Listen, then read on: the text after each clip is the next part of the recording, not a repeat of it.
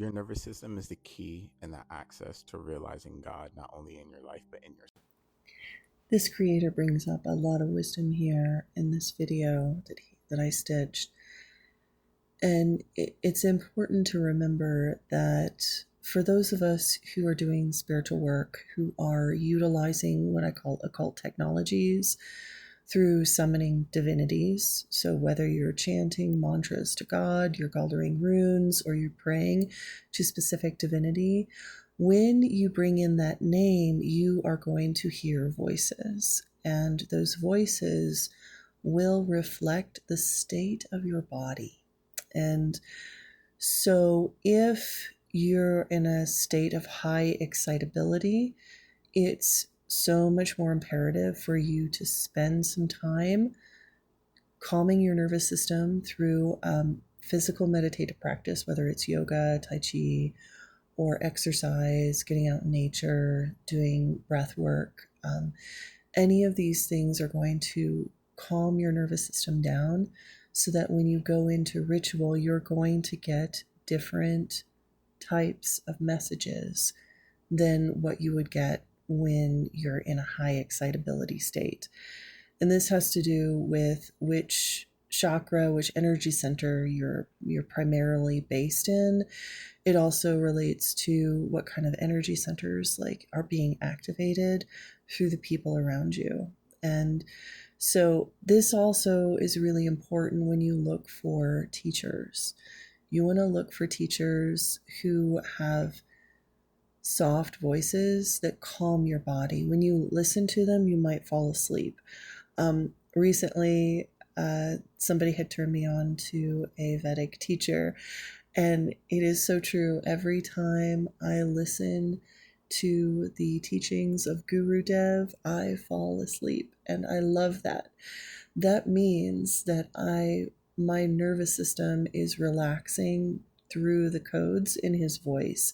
That is a good thing. When you feel sleepy, cozy, and comfortable, and you feel soft and safe, that is a sign that you are in the presence of a good teacher.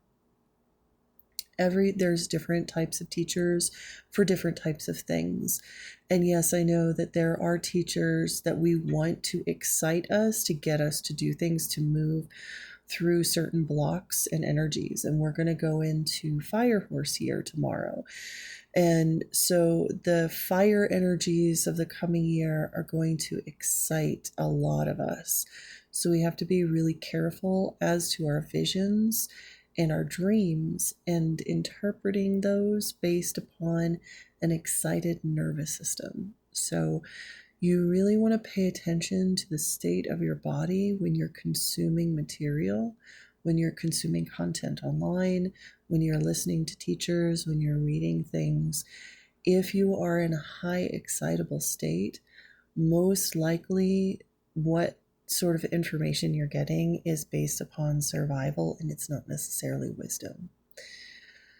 So I hope this helps. Unfortunately, I know in America, we don't have a very refined spiritual community.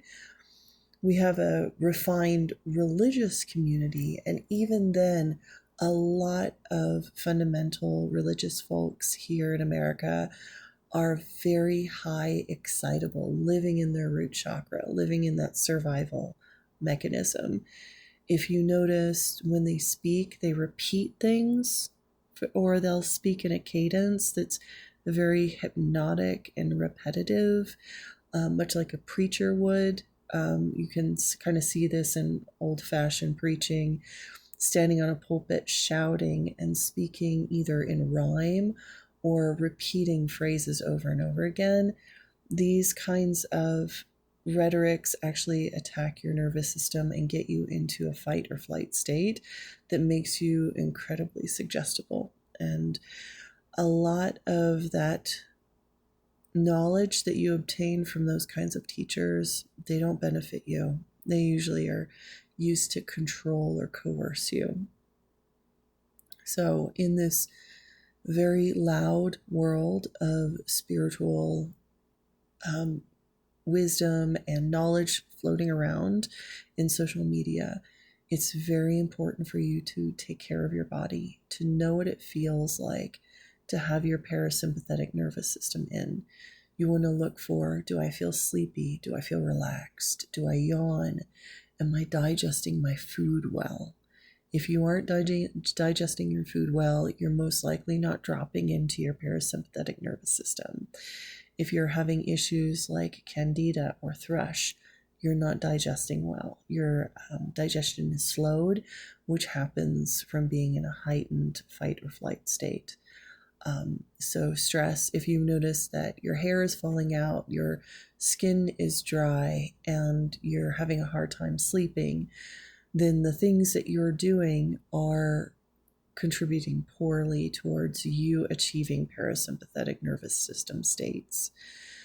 So the key is you want to relax, take care of yourself, have plenty of time to reconnect and get into a good flow state, and then you do your rituals.